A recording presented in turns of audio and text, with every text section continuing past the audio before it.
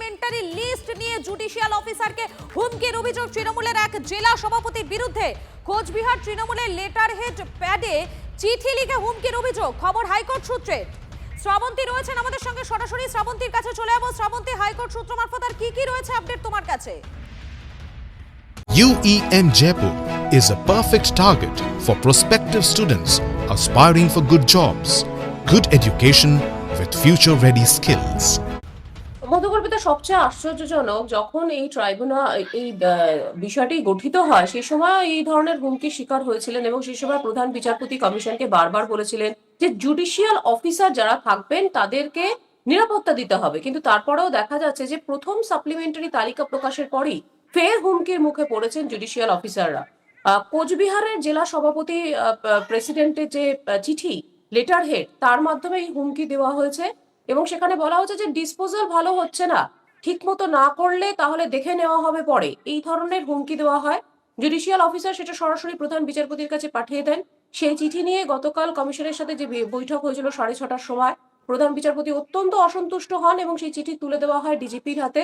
আপাতত ডিজিপি সেই বিষয়টি নিয়ে তদন্ত করবেন বলে, দেখবেন বলে আশ্বাস দিয়েছেন। তবে নিঃসন্দেহে যে জুডিশিয়াল অফিসারদের এবার হুমকির মুখে পড়তে হচ্ছে সাপ্লিমেন্টারি তালিকা নিয়ে, সেটাও অত্যন্ত উদ্বেগ কমিশনের, যে তাহলে এবার ট্রাইব্যুনাল আসছে সেখানেও কি এই ধরনের হুমকি দেওয়া হবে? মধুকল্পিতা। একেবারেই শ্রাবন্তী, তুমি আমাদের সঙ্গে থাকো। এর পাশাপাশি আরো একটি আপডেট আপনাদেরকে জানাবো।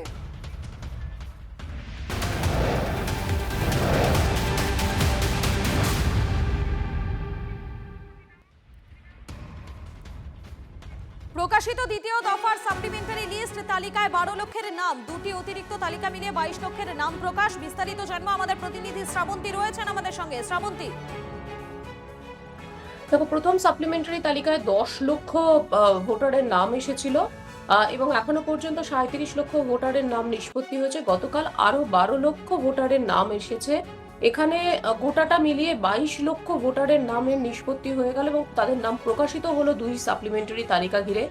এখনো পর্যন্ত এই গোটাটা বিষয়ের উপরে যদি দেখা যায় 37 লক্ষ ভোটারের নিষ্পত্তি, সেক্ষেত্রে 40% মতো বাদ রয়েছে, অর্থাৎ প্রায় 14 লাখের কাছাকাছি বাদের তালিকায় রয়েছে। তবে এই সাপ্লিমেন্টারি তালিকা এবার কি ফের শুক্রবার প্রকাশিত হবে নাকি সোমবার থেকে প্রতিদিন প্রকাশিত হবে, আজ বা কালের মধ্যে সিদ্ধান্ত নিতে পারে নির্বাচন কমিশন। মধুকল্পিতা। ধন্যবাদ শ্রাবন্তী। 37 লাখ টোটাল নিষ্পত্তি হয়েছে।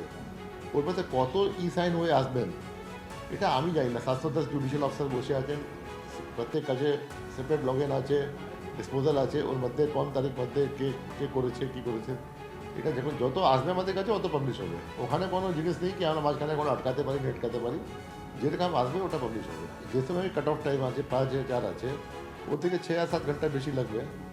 এখানে থেকে কী হয়, সব এত জুডিশিয়াল অফিসার থেকে 710 জুডিশিয়াল অফিসার থেকে যায় সেন্ট্রাল সার্ভারে যায়, ওখানে বুথ ওয়াইজ ডিভাইড হয়। আপনার তো আছে 80,681 বুথ আছে, তারপরে পাবলিশ হয়। ভালো সংখ্যাই বাদ যাবে, অপেক্ষা করুন। আমরা যেটা বলেছি কাছাকাছি চলে যাবে, মানে চলতেই থাকবে। যেমন যেমন আর কি বলে রেডি হবে, ভোটার লিস্ট সব আসতে থাকবে, সেটা নির্বাচন কমিশন দেখছে, কোর্ট দেখছে, দেখতে দিন। আপনারা নিজের এলাকায় ভোট করেন। আমরাও অপোজিশনে ছিলাম, লড়াই রাজনৈতিক দলের সাথে রাজনৈতিক দলের। এই লড়াইটা যেন হচ্ছে বাংলার মানুষের সাথে ইলেকশন কমিশনকে দিয়ে বিজেপি লড়ছে, বাংলার মানুষকে হ্যারাস করছে, বাংলার মানুষকে লাইনে দাঁড় করিয়েছে, বাংলার মানুষকে অনৈতিকভাবে ভোটারের নাম কাটা, এবং সব স্টেটে কোথাও লজিক্যাল ডিসক্রিমিনেন্সি হয়নি, একমাত্র বাংলায় লজিক্যাল ডিসক্রিমিনেন্সি। বিজেপি আসলে নাকি সবাইকে যাদের নাম নেই তাদের ক্যাম্পে ঢোকাবে। মমতা দিয়ে এটা হতে দেবে না। সেগুড়ে বালি কোনোদিনই বিজেপি বাংলায় আসবে না, আর ওই ডিটেনশন ক্যাম্প বাংলায় কোনোদিনই সৃষ্টি হবে না। এটা কি নির্বাচন কমিশন না নির্যাতন কমিশন? এটা কিসের কমিশন?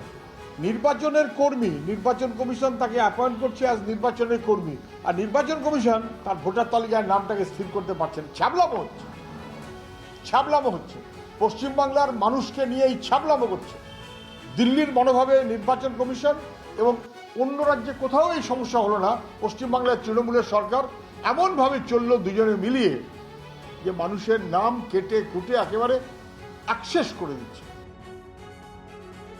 কিন্তু মমতা ব্যানার্জির জন্যই হলো। আজ প্রথম দিন থেকে যদি আপনি সাপোর্ট করতেন, আজকে এই অসুবিধায় পড়তে হতো না। বৈধ ভোটারদের অসুবিধায় পড়তে হচ্ছে, অবৈধ ভোটার তো নাম কাটাই যাবে। কিন্তু আপনি প্রথম দিন থেকে সহযোগিতা করলেন না, হুমকি দিলেন, বললেন আমি হিলিয়ে রেখে দেবো, এসআইআর করতে দেবো না। সেই কারণেই আজকে এই অবস্থা দাঁড়ালো। নাম না থাকলে ট্রাইব্যুনালে আবেদনের সুযোগ থাকছে। Education deletion list number 1 check করতে হবে। নাম বাদ পড়লে ট্রাইব্যুনালে আবেদন করতে হবে। নাম কাটা গেলে বা না উঠলে আপিল করতে হবে। নাম তুললে অনলাইন এবং অফলাইনে আবেদন করতে হবে। ইসিআই অ্যাপ বা কমিশনের ওয়েবসাইটে আবেদন জানাতে হবে। অফলাইনে ডিএম, এডিএম, এসডিও অফিসে ফর্ম ফিল আপ করে জমা দিতে হবে।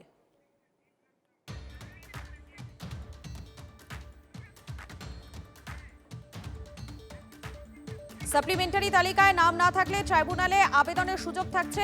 Adjudication deletion list number 1 check করতে হবে। নাম বাদ পড়লে ট্রাইব্যুনালে আবেদন করতে হবে। নাম কাটা গেলে বা না উঠলে আপিল করতে হবে। নাম তুলতে অনলাইনে এবং অফলাইনে আবেদন করতে হবে। ইসিআই অ্যাপ বা কমিশনের ওয়েবসাইটে আবেদন জানাতে হবে। অফলাইনে ডিএম, এডিএম, এসডিও অফিসে ফর্ম ফিল আপ করে জমা দিতে হবে।